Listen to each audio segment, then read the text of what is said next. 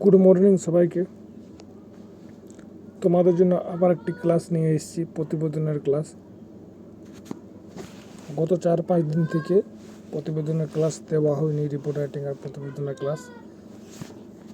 আজকের ক্লাসটি হলো WBPSI এক্সামের জন্য। তোমাদেরকে 30টা প্লাস প্রতিবেদন এবং 30টা প্লাস রিপোর্ট রাইটিং করে দিয়েছি। আজকে প্রতিবেদনের টপিক হলো অপরাজিতা বিল।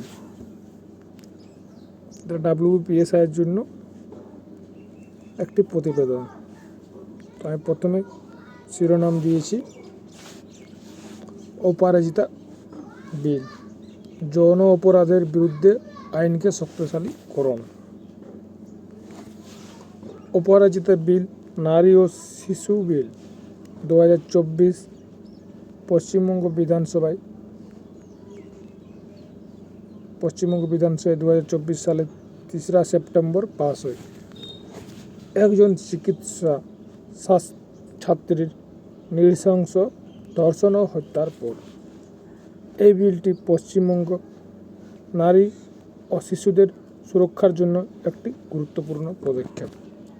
এটি যৌন অপরাধের বিরুদ্ধে আইনকে আরও শক্তিশালী করার লক্ষ্যে তৈরি করা হয়েছে। প্রথমে আমি দিয়ে দিলাম যে এটা কী জন্য করা হয়েছে বা এই বিলটি কি, অপরাজিতা বিল। তারপরে এই বিলটির প্রাথমিক উদ্দেশ্য হলো পশ্চিমবঙ্গে নারী ও শিশুদের জন্য সুরক্ষা বৃদ্ধি করা, আরও কঠোর শাস্তি আরোপ করা এবং যৌন অপরাধের দ্রুত তদন্ত ও বিচার নিশ্চিত করা। এর জন্য বিশেষ টাস্ক ফোর্স এবং 52টি ফাস্ট ট্র্যাক আদালত গঠনের প্রস্তাব রয়েছে, যা যৌন অপরাধের মামলাগুলির দ্রুত বিচার নিশ্চিত করবে।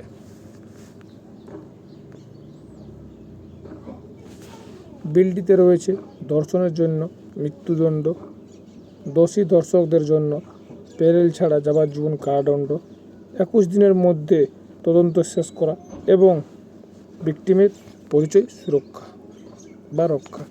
মুখ্যমন্ত্রী মমতা বন্দ্যোপাধ্যায় এটিকে ল্যান্ডমার্ক আইন বলে অভিহিত করেছেন।